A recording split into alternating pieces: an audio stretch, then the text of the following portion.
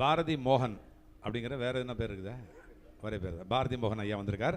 அவர் நம்ம இடத்துல 2 வார்த்தை பேசுவார். ஐயா ராஜவேந்தன், அவருடைய ஐயாவுடைய அசோசியேட்டு ராஜவேந்தன், ராமநாராயணன் ஐயாவுடைய அசிஸ்டண்ட்டு அவர் வந்திருக்கிறாங்க. வருக என்று வரவேற்கிறோம்.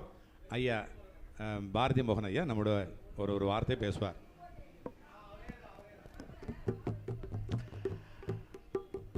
உலக பரம்பொருளின் உன்னத சொரூபமாய் விளங்கும் பஞ்சபூதங்களையும் இந்த அண்ட சராசரத்தையே அழைக்கியாலும் பரபிரம்ம ஸ்வரூபமாய் இங்கே வீற்றிருக்கும்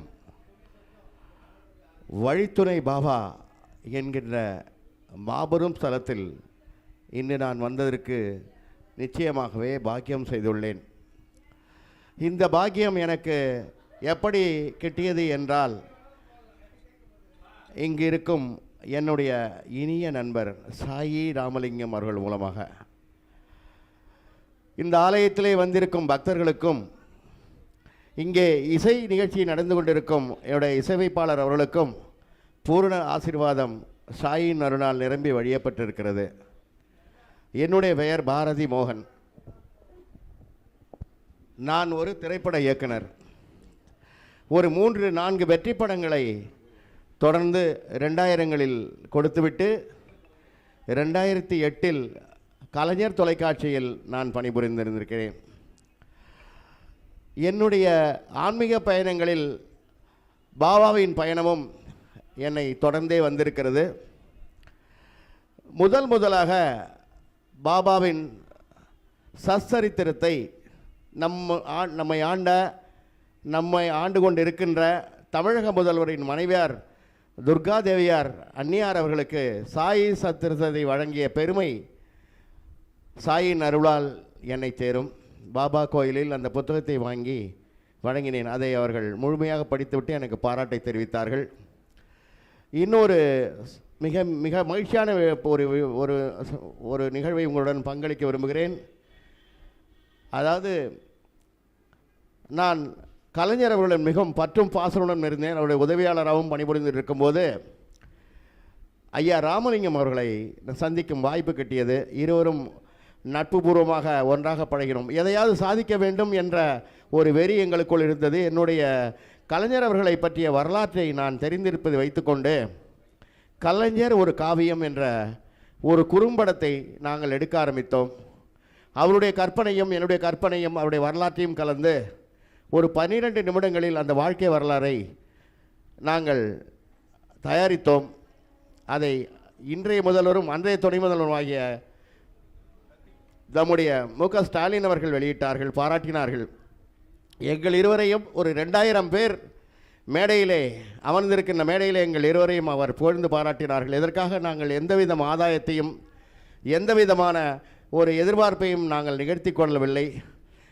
அதற்காகத்தான் ஐயா அவர்களுக்கு இந்த வழித்துணை ஆலயம் கிடைத்திருக்கிறது என்று நான் சொல்வேன். மற்றவரிடம் எந்த ஆதாயமும் எதிர்பார்ப்பும் இருக்காமல் உள்ள சேவைக்கு அந்த சாய் மகான் நமக்கு கொடுத்த மிகப்பெரிய வெகுமதி இந்த அற்புதமான ஆலயம். எங்கும் அருள் வழிந்து கொண்டிருக்கிறது, நிறைவாக இருக்கிறது. வந்து போகின்ற வருகிறவர்களின் வாழ்க்கை மேம்பட்டு இருக்கின்றது என்ற செய்திகள் என் காதில் வந்து விழுந்து கொண்டிருக்கிறது. எங்கேயோ தூரத்தில் நான் இருந்தாலும், வேளச்சேரியில் தான் என்னுடைய வீடு இருந்தாலும், நான் இங்கே வரும்போதும் போகும்போதும் இந்த ஆலயத்தையும் என்னுடைய நண்பரையும் மனசார நினைத்துக் கொள்வேன். அவருடைய சகோதரர், அவருடைய மூத்த சகோதரர் அவர்களை என்னுடைய அவருடைய தம்பியைப் போல் என்னிடம் அன்பு பாராட்டி அந்த குடும்பத்தில் ஒருவராக என்னை ஏற்றுக்கொண்டு என்னை வழிநடத்தினார்கள். இந்த ஆலயத்தில் ஒரு காலத்தில் நாங்கள் இருந்து வந்து பார்த்துவிட்டு இங்கே என்ன செய்யலாம் என்று யோசித்து கொண்டிருக்கும் பொழுது, அதை செய்யலாமா, இதை செய்யலாமா, இந்த ஃபேக்ட்ரி போடலாமா, அந்த ஃபேக்ட்ரி போடாமல் போது ஏதோ ஒரு ஆன்மீக அருளொளி அவர் உள்ளத்தை தாக்கி இங்கே பரிபூர்ணமான ஒரு ஆலயமாக்கி இருக்கிறது. மிக்க நன்றி. நான் கலைஞர் தொலைக்காட்சியிலிருந்து 2020 வெளியில் வந்துட்டு சன் ஆஃப் காளிங்கராயர்னு ஒரு திரைப்படத்தை தயாரித்திருக்கிறேன். அந்த படம் முடிந்து வெளியேறப் போகிறது.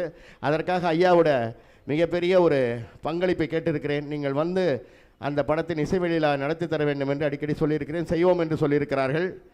ஆகவே இந்த ஒரு அற்புதமான ஆலயத்தில் நான் இன்றைய மாட்டுப்பொங்கல் நிகழ்வில் கலந்து கொண்டதற்கு இறைவன் அளித்த வெகுமதியும் பாபா அவர்களின் மிகப்பெரிய மகாத்மியத்தையும் பெருமையோடு நினைத்து கொண்டு வாழுகின்ற மகான்.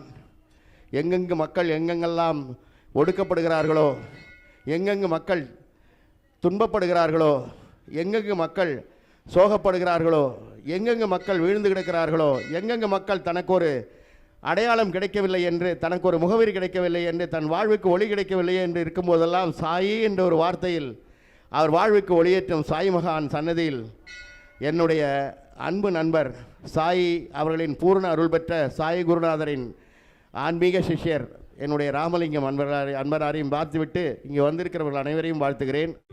நன்றி ஐயா. சிறப்பான ஒரு உரை கொடுத்தீர்கள் ஐயா. எனக்கு தயாரிப்பாளர் என்கின்ற ஒரு நல்ல ஒரு பதவியை கொடுத்தவர். அது என்ன கொடுக்க போகிறாரு? அவருடைய மகனுக்கு தான் இவர் நம்ம சிவகார்த்திகனுடைய தங்கையை இவருடைய மகனுக்கு கொடுத்துருக்கிறாரு. சிவகார்த்திகன் இவங்க தங்கையை கல்யாணம் பண்ணியிருக்கிறார். இவங்க மகனுக்கு சிவகார்த்திகனுடைய தங்கை இவங்களுடைய மகன் கல்யாணம் பண்ணியிருக்கார். வாழ்க.